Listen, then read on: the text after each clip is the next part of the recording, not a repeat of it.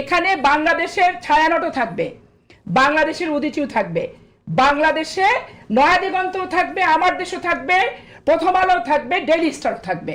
নয়া দিগন্তের সম্পাদককে ওই ৭৬ বছর বয়সকে যেদিন ধরে নিয়ে গেছে, আমি পাপিয়া তার প্রতিবাদ করছি।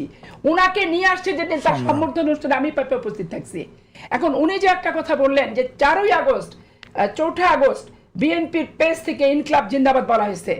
আমি ৮১ সাল থেকে এই দলটা করি, স্কুলে থাকা অবস্থায় অদ্যাবধি আমার মুখ থেকে ইনকলাব জিন্দাবাদ কোনো স্লোগান কখনো কিন্তু আসেনি।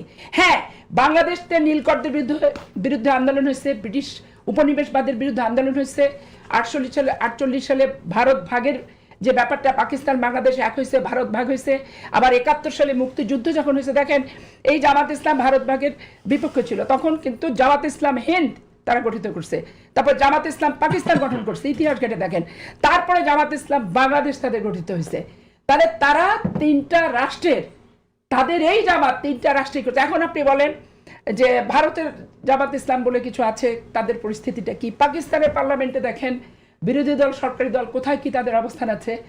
বাংলাদেশের আমি এবার নির্বাচনে তাদেরকে দেখলাম, তারা মানুষের অভাবকে পুঁজি করছে, শত শত কোটি টাকা তাদের পিছনে প্রমোট করছে। এই যে একটা দেখেন নতুন বন্দোবস্তের কথা বলে, ভোটের যে অধিকার সেটাকে পয়সা দিয়ে সেটাকে কিনে নেওয়ার মতো করে ভোটের অধিকারটাকে তারা হরণ করতেছে।